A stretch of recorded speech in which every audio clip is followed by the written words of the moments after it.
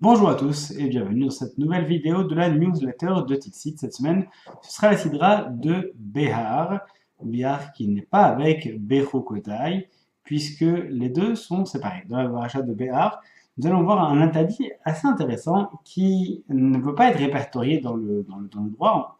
On peut essayer de s'en rapprocher dans le droit classique, qui est l'interdiction d'une sorte de vice de forme mais qui n'est pas répertoriable. De quoi il s'agit? Il s'agit dans le verset 25, pardon, dans le chapitre 25 au verset 17, il y a une interdiction de velo tonu ish et amito. L'interdiction de ne pas léser une personne, de ne pas le léser. Ce qui du reste était assez étrange, puisque quelques versets plus tôt, il y avait déjà écrit le tonu ish et arrive, une interdiction de léser son prochain, donc de pouvoir d'arriver à lui soutirer quelque chose de manière comment dire malhonnête. Alors de quoi est-ce qu'il s'agit?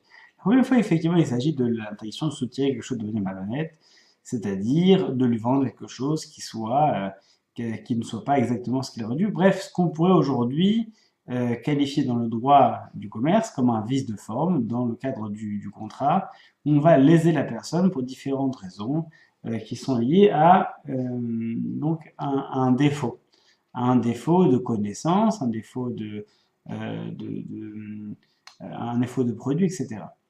Et ensuite, quelques versets plus loin, on verra Velo tonu ishamit et amito. Et il ne faudra pas non plus léser une autre personne. Il ne faudra pas non plus lui causer du tort de cette manière-là. On vient de le dire. D'accord, il ne faudra pas lui causer du tort, mais attention, il ne faudra pas lui causer du tort. On vient de le dire à l'instant. C'est la raison pour laquelle nous avons un commentaire du Sforno, mais du reste qui est repris par d'autres commentateurs de manière un petit peu analogue, qui disent que il y a une petite différence dans cette précision. Effectivement, l'interdiction de léser son prochain, mais pourquoi? Parce qu'il faut que tu craignes ton Dieu. D'abord, la fois d'avant, il ne fallait pas craindre Dieu. Oui, mais cette fois-ci, on comprend que ce qui me fait peur, ce qui va m'empêcher de pratiquer ce type de malhonnêteté, ça n'est pas la peur de la loi, c'est la peur de Dieu. Dans le premier cas, effectivement, c'est quelque chose qui peut être quantifié, qui peut être mesuré, et qui surtout peut être passible en justice, peut être poursuivi en justice si on arrive à le prouver. Alors que dans ce cas, c'est impossible à prouver. De quoi est-ce qu'il s'agit? Il s'agit d'un concept qui est fondamental pour la justice de la morale, si on pouvait qualifier ça ainsi. C'est une sorte de loi de la morale. La morale, en général, on a plutôt tendance à le voir comme quelque chose de très aléatoire, de très personnel, alors qu'en réalité, il y a une sorte de loi de la morale.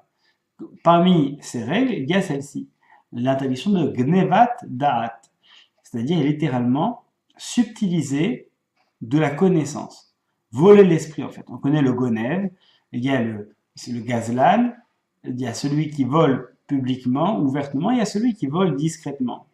Eh bien, il y a le gnevada, celui qui vole discrètement, mais au lieu de voler quelque chose de public et au lieu de voler un objet, et même de manière discrète, il va voler la connaissance, il va voler l'esprit. Qu'est-ce que ça veut dire? C'est une personne qui ne va pas qui ne va pas vendre quelque chose à un prix trop élevé. Par contre, il va par exemple conseiller, on a eu le cas récemment avec le cas du Forex par exemple, mais d'autres, ça c'est moderne, enfin ça a toujours existé en fait, euh, qui va conseiller par exemple d'investir dans telle action. Alors que lui, il a tout intérêt à ce que cette action, qui n'est pas du tout la sienne, chute parce que plus tard, il pourra avoir un autre intérêt. Et donc là, ça s'appelle Knevada, c'est-à-dire qu'il ne veut pas quelque chose qui porte un préjudice directement lié à lui, mais il va y avoir un mauvais conseil, ou il va y avoir une manipulation qui va plus tard lui être favorable, ou même si elle n'est pas favorable du reste, dès l'instant qu'il y a une manipulation, il y a déjà une transgression de cette loi morale qui est la Gnevadat. C'est-à-dire, on m'a volé mon esprit. Je t'ai fait confiance, tu m'as emmené dans un endroit alors que je te faisais confiance, et tu m'as volé cette confiance. Tu m'as volé ma capacité à croire. Tu m'as volé ma capacité à faire confiance. Tu m'as volé ma capacité à me connecter. Tu m'as volé ma capacité à réfléchir sainement. Eh bien tout ça, tout ce vol-là qui n'est pas quantifiable s'appelle Gnevat Da'at, c'est-à-dire le vol de la connaissance, le vol de l'esprit.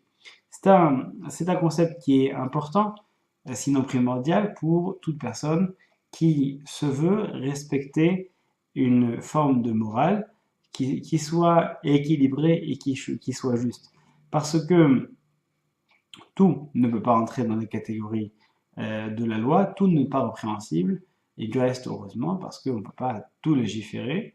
Eh bien, parmi ces blancs, parmi ces trous que la loi eh bien, prévoit, en fait, que parmi ces passages qui n'ont pas été légiférés, eh bien, nous avons le devoir de combler ces trous-là, de les compléter par notre propre morale. Ce n'est pas parce que quelque chose n'est pas interdit officiellement que ça devient moral pour autant. Et ce qui prend le relais du respect de la loi, c'est le respect d'un code moral qu'on doit s'imposer.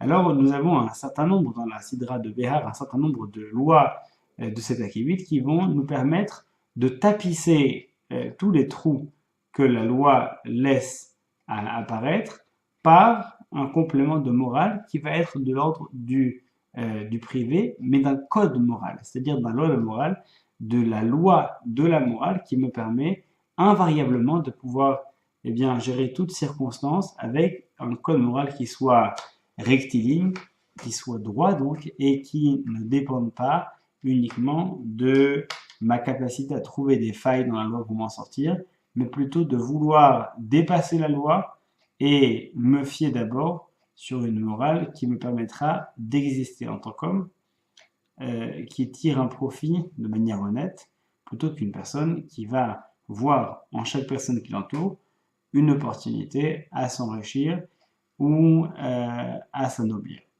Eh bien, messieurs, mesdames, messieurs, Shabbat Shalom et un très bon Shabbat Behar.